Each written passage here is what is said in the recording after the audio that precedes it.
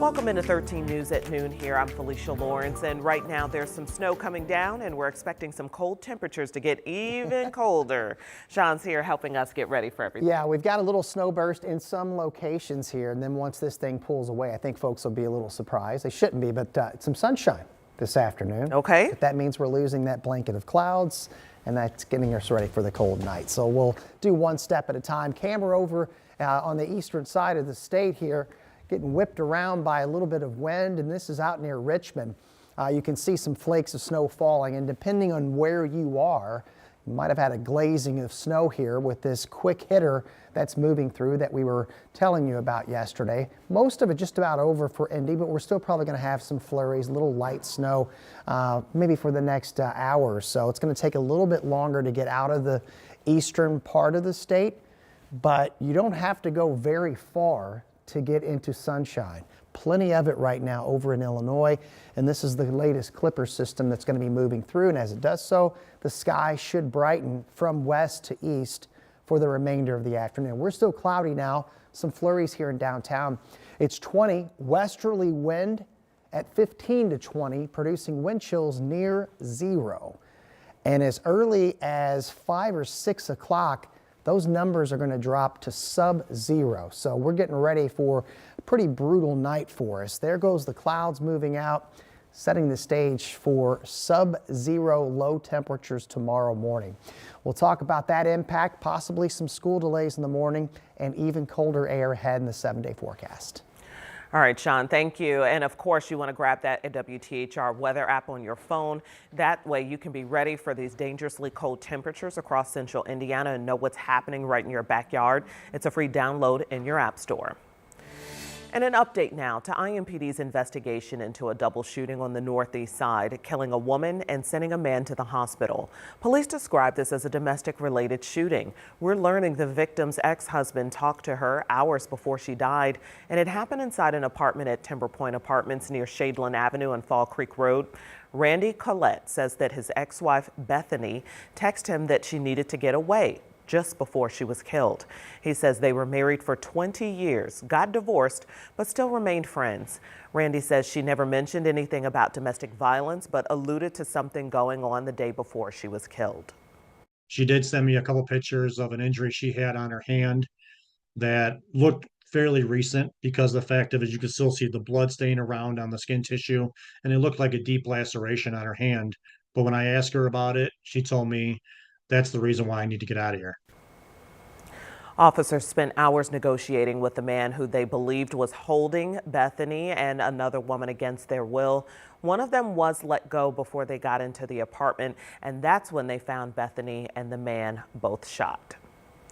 And now the man accused of shooting and killing a Special Forces Dutch soldier in downtown Indy is back in court this afternoon. Shamar Duncan is charged with murder and 2 counts of attempted murder for shooting 3 Dutch soldiers outside a hotel in August of 2022. Investigators say the soldiers got into a fight with Duncan and his 2 brothers. Minutes later, police say Duncan drove by and shot at the soldiers, hurting 2 of them and killing Simi Poitsema. This afternoon, we're learning from Dr. John Kavanaugh with the Marion County Coroner's Office that Poitsema was shot in the back of the head. Kavanaugh says there were no injuries indicating he was in a fist fight. So far, 3 witnesses have testified in the courtroom. Poitsema's mother was the first person to take the stand yesterday. We are expecting to see Duncan testify in his own defense, and our Karen Campbell is in the courtroom right now. She's going to have the latest starting at 13 News at 4.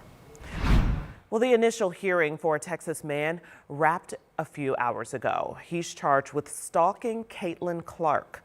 A judge set bond for 55-year-old Michael Lewis to $50,000 surety.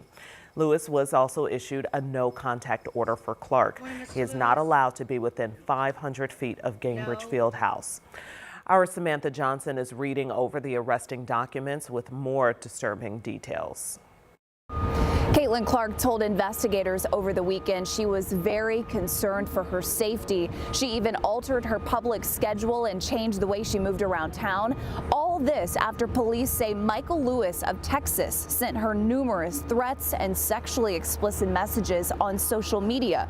He's now charged with stalking, a level 5 felony, after investigators say recent messages came from an IP address here in Indianapolis. That made everybody certainly understand the urgency of the situation. Prosecutor Ryan Mears and investigators say Lewis allegedly sent messages to Clark on X saying things like, quote, "I'm getting tickets. I'm sitting behind the bench.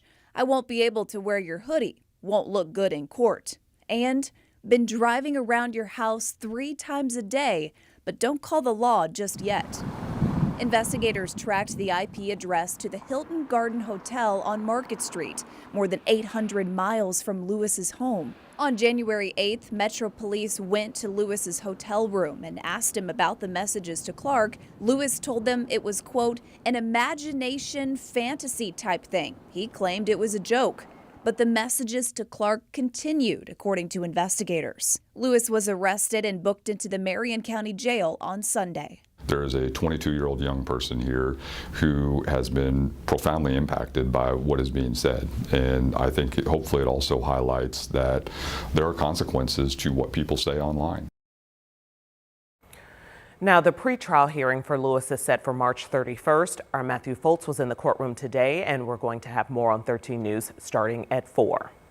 Now, according to the Carroll County prosecutor, Delphi's former police chief could be facing some new charges.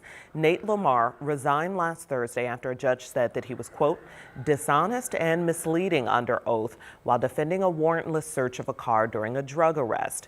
The prosecutor tells us it is not a conflict for his office to review those charges and file them, but to avoid any appearance of a conflict, he may reach out to a special prosecutor.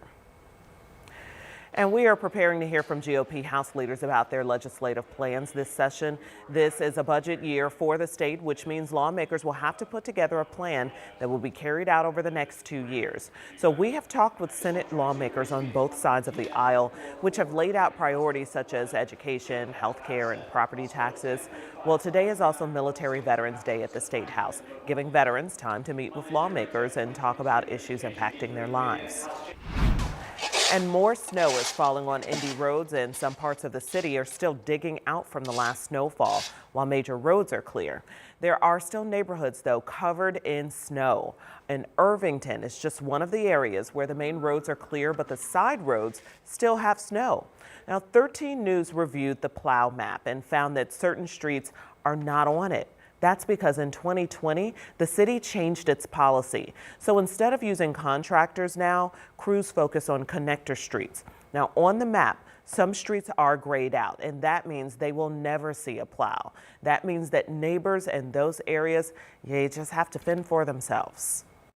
I get the connector routes, and that makes sense to do all the connect. But if you can't get to the connecting routes, you can't get to work. Now, according to the city, the old rule was based on snow totals and was rarely used. The new policy allows crews to tackle residential roads without relying on snow totals.